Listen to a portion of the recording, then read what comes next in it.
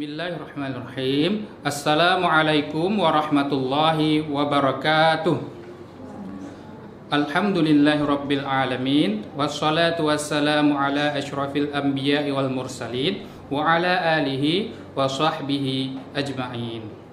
Allahumma shalli wa sallim ala Muhammad wa ala alihi wa sahbihi ajma'in. Baik ananda semua, alhamdulillah pada hari yang sangat berbahagia ini Allah Subhanahu wa taala kembali memberikan kita kesempatan belajar bersama walaupun dalam tempat dan waktu yang berbeda. Maka karena itu jangan lupa kita sama-sama berdoa mohon kepada Allah sembari beristighfar sebanyak 3 kali, dimulai dari sekarang dengan diikuti bacaan dari Bapak semuanya ya. Ananda sholih dan sholihah silakan memperhatikan. Astaghfirullahal azim alladzi la ilaha illa huwal hayyul qayyum wa atubu ilaih. Astaghfirullahal azim alladzi la ilaha illa huwal hayyul qayyum wa atubu ilaih. Astaghfirullahal azim alladzi la ilaha illa huwal hayyul qayyum wa atubu ilaih. Alhamdulillah, ananda sholih dan sholihah semuanya, kita sudah bersama-sama beristighfar. Semoga Allah Subhanahu wa taala segera mengangkat virus wabah corona ini sehingga kita semua dapat bertemu, belajar bertatap muka secara normal seperti biasanya di sekolah. Baik, ananda semuanya, ananda sholih dan sholihah, pada pembelajaran pada hari ini kita mulai dengan pelajaran Al-Quran hadis. Nah, ananda semuanya, sebelum mulai ke dalam proses pembelajaran, Bapak sangat berharap agar ananda fokus ya, menyimak pembelajaran ini tidak sambil tidur, tetapi dengan duduk. Kenapa? Agar Allah mudahkan ananda dalam menyerap ilmu yang akan Bapak sampaikan saat ini ya. Baik, hari ini kita mulai dengan pembahasan mengenai surah Al-Kafirun. Nah, ananda semua pasti sudah menghafal ya surah Al-Kafirun. Jumlahnya ada 6 ayat. Untuk lebih baiknya, mari sama-sama kita bacakan dan mendengarkan bacaan surah Al-Kafirun yang akan langsung Bapak contohkan untuk ananda semua. Diperhatikan ya anak-anak semua. A'udzu billahi minasy syaithanir rajim. Bismillahirrahmanirrahim. Qul ya ayyuhal kafirun la a'budu ma ta'budun wa la antum 'abiduna ma a'bud wa la ana 'abidum ma 'abadtum wa la antum 'abiduna ma a'bud lakum dinukum waliyadin. Shadaqallahul azim. Alhamdulillah, sudah sama-sama kita baca dan mendengarkan bacaan surah Al-Kafirun. Nah, ananda semua, mari sama-sama sekarang kita pahami ya, apa kaitan sebuah sikap sehari-hari yang bisa kita praktekkan dalam kehidupan kita sehari-hari yang berhubungan dengan surah Al-Kafirun ini. Nah, hari ini Bapak akan menjelaskan sebuah sikap yang sangat berkaitan erat dengan surah Al-Kafirun. Apa itu ananda? Yaitu sikap toleransi. Nah, sikap toleransi itu adalah sikap yang sudah sering pastinya ananda sholih dan sholihah mendengarkan semuanya ya. Itu merupakan sebuah sikap yang sungguh sangat tidak asing lagi ya. Sudah sering kita dengarkan dalam kehidupan sehari-hari ya, baik dalam buku bacaan juga sudah sering kita baca ya, baik pun yang menyampaikan apakah itu dalam ceramah dan pelajaran sekolah sudah sangat sering kita dengarkan, apalagi Ananda semua sekarang sudah kelas 6 ya, maka toleransi itu bukan lagi sesuatu yang baru. Nah, di sini Bapak sebelum melanjutkan lebih jauh lagi ingin menanyakan kepada Ananda Sholih dan Sholihah, apa itu sebenarnya toleransi? Ayo, siapa masing-masing di dalam hati sambil mendengarkan video ini coba menjawab, coba berpikir. Ayo, apa itu toleransi? Ya, apa sih sebenarnya toleransi? Kok saya sering dengar tapi nggak tahu itu artinya apa ya?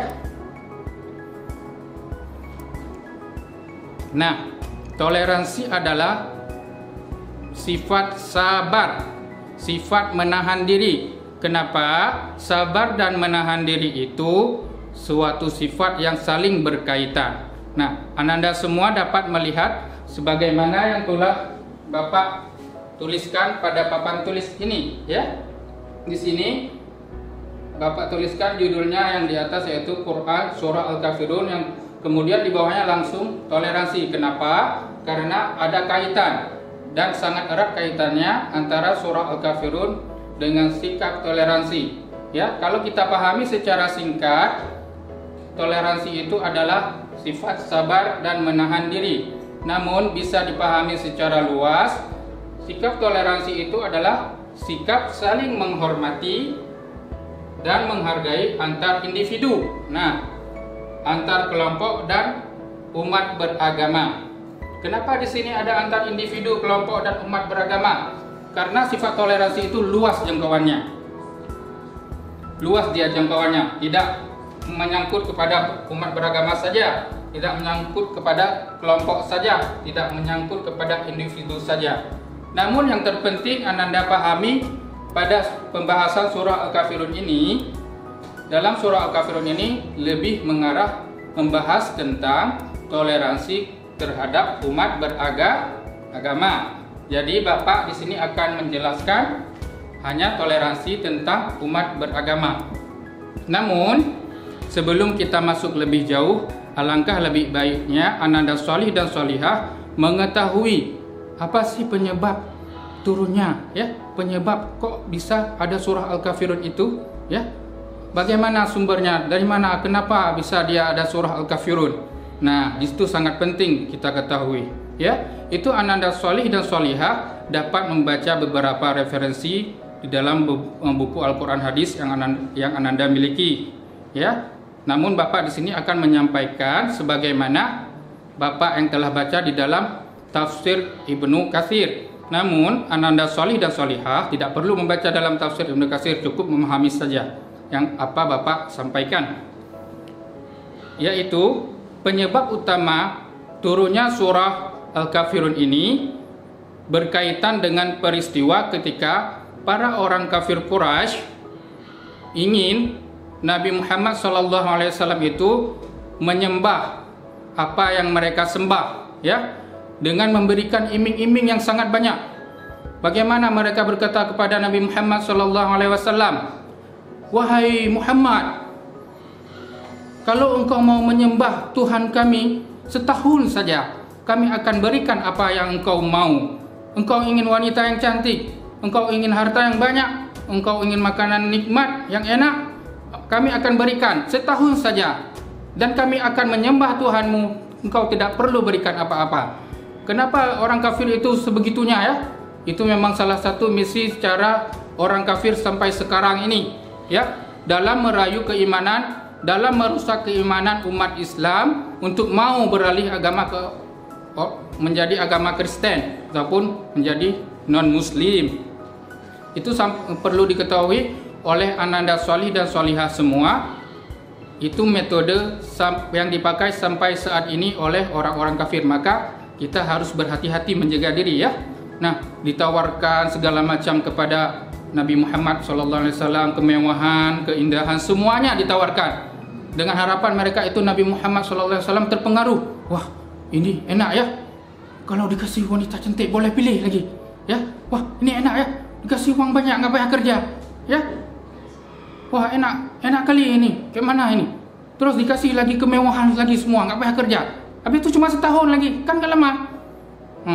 Kalau orang yang lemah imannya, itu akan mudah terpengaruh. Kan banyak itu kita lihat fenomena-fenomena aliran sesat yang sudah terjadi, seperti Ananda Solih Solihah yang pernah dengar beberapa waktu yang lalu, ya. Itu semuanya diiming-imingi dengan uang dan harta. Sama metodenya, masih sama sampai sekarang, ya. Kemudian ketika Nabi Muhammad SAW mendengar tawaran dari orang kafir Quraisy itu dengan tawaran yang sungguh sangat wow, ya, sangat luar biasa, Nabi Muhammad tidak menjawab, hanya diam saja seperti ini. Kenapa Nabi Muhammad SAW diam? Ayo, ada yang tahu Ananda Solih dan Solihah semua? Coba jawab di dalam hati, ya. Nanti boleh dikirim untuk Bapak, boleh melalui WA ataupun grup, ya, boleh. Yaitu keadaan diam Nabi Muhammad SAW itu yaitu salah satu contoh yang bisa ditiru, ya. Kalau kita tidak tahu akan sebuah jawaban yang sulit, maka kita tidak boleh menjawab sembarangan. Kita harus mencari referensi yang jelas, ya. Harus bertanya kepada yang lebih mengetahui. Kalau Ananda Solih dan Solihah di sekolah, bisa bertanya kepada ibu dan bapak guru. Nah, sembari diam itu ternyata Nabi Muhammad SAW sedang menunggu wahyu sebagai jawaban untuk sifat orang-orang kafir tersebut. Apa wahyu yang Allah turunkan kepada Nabi Muhammad SAW? Yaitu inilah dia surah Al-Kafirun, ya, berjumlah 6 ayat yang tadi sudah sama-sama Ananda Solih dan Solihah bacakan bersama Bapak. Nah, perlu diketahui juga oleh Ananda Solih dan Solihah, surah Al-Kafirun ini juga ada kandungannya, ya, ada hikmahnya setelah Ananda mempelajari, memahami apa yang telah Bapak sampaikan secara singkat tadi. Di antaranya ini bisa diperhatikan pada papan tulis, ya, Ananda Solih dan Solihah, ya. Kandungan Quran surah Al-Kafirun sebenarnya sangat banyak, ya, Ananda Solih dan Solihah, sangat banyak. Ini Bapak tuliskan secara singkat saja yang sudah merangkup semua. Yang pertama yaitu hikmah, ya, ataupun kandungan bagi kita ketika sudah mempelajari surah Al-Kafirun. Kita akan lebih memahami bagaimana sikap saling menghargai antar umat beragama. Nah, sifat saling menghargai antar umat beragama. Yang kedua, tidak ada paksaan di dalam beragama. Nah, sebagaimana dalam kisah Asbabun Nuzul yang telah Bapak ceritakan tadi, kita di dalam beragama itu tidak boleh dipaksa. Mau dikasih kue enak, mau dikasih kue bolu yang sangat besar, itu tidak boleh dipaksa dalam alasan dan dengan segi apapun kalau di dalam beragama. Yang ketiga, sesembahan setiap umat itu beragama itu berbeda antar satu dengan yang lain, ya. Agama selain agama Islam itu ada agama-agama lain yang ada di dunia ini, ya. Ada agama Yahudi, Nasrani, Kristen, Buddha, Hindu dan lain sebagainya. Setiap agama ini sesembahannya itu sangat berbeda, apalagi sesembahan umat Islam jauh sangat berbeda dengan sesembahan orang-orang kafir. Baik, alhamdulillah, setelah apa yang Bapak jelaskan mengenai makna dan isi kandungan dari surah Al-Kafirun tadi, insya Allah Bapak harapkan semoga Ananda semua dapat menerimanya dengan baik dan memahaminya dengan baik, ya. Apabila ada yang kurang paham, nanti Ananda Solih dan Solihah boleh menanyakan kembali kepada Bapak langsung di luar video ini. Nah, sebelum Bapak menutup pembelajaran ini, Bapak ingin memperlihatkan beberapa gambar yang Ananda Solih Solihah dapat pahami sebagai sebuah contoh toleransi dalam umat beragama. Baik, gambar yang pertama yang akan Bapak perlihatkan yaitu tentang gambar. Ayo tebak gambar apa ini? Otomatis Bapak yakin Ananda Solih dan Solihah sudah paham ini gambar apa, ya? Iya, jelas karena kita umat muslim. Bagus, ya. Ini adalah gambar masjid, rumah ibadah kita umat Islam, ya. Setiap umat Islam, ya, baik itu Islam ataupun non muslim, itu wajib menghargai rumah ibadah siapa saja, ya. Mau di rumah ibadahnya sendiri maupun rumah ibadah orang lain. Apalagi terutama kita orang muslim, kita harus menghargai rumah kita sendiri kalau kita mau dihargai oleh orang orang lain ya. Selanjutnya untuk gambar yang kedua. Nah, ini ada gambar seperti rumah juga. Ayo Ananda, ini rumah apa? Ananda solih dan solihah. Mungkin ada yang tahu, ada yang tidak tahu. Ini adalah rumah ibadah umat Buddha ya. Bagi umat Buddha inilah bentuk kira-kira gambar rumah ibadahnya. Ini namanya yaitu wihara ya. Walaupun kita umat Muslim tidak beribadah di rumah ibadahnya umat Buddha, tetapi kita tetap wajib menghormati dan menghargai. Maka disitulah nilai toleransinya ya, tidak boleh mengganggu. Nah, untuk gambar selanjutnya yaitu, nah ini gambar apa? Ayo, ini adalah gambar rumah ibadah umat Hindu. Namanya yaitu pura. Sama juga seperti yang sudah Bapak jelaskan tadi, kita harus menghargai rumah ibadah umat beragama yang selain agama Islam ya. Apakah itu agama Kristen, Buddha, Hindu dan lain sebagainya. Dan yang terakhir, ini adalah rumah ibadah umat Kristen ya, atau Katolik. Namanya apa? Mungkin Ananda solih dan solihah juga sudah pernah mendengar, yaitu gereja ya.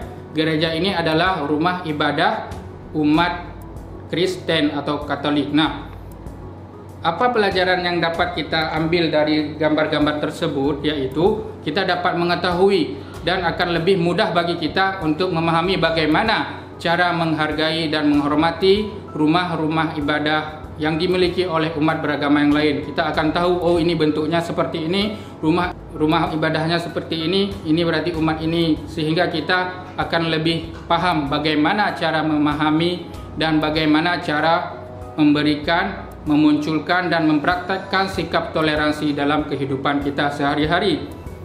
Baik, Ananda solih dan solihah, setelah Bapak menjelaskan semua makna dari toleransi yang berkaitan dengan surah Al-Kafirun, sekarang Ananda solih solihah dapat mengerjakan sedikit tugas yang akan Bapak berikan untuk Ananda dapat kerjakan di rumah.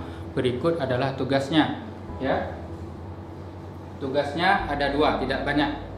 Yang pertama dapat Ananda baca sendiri pada poin 1, yaitu videokan bacaan Quran surah Al-Kafirun Ananda, yaitu bacaan Ananda solih dan solihah masing-masing.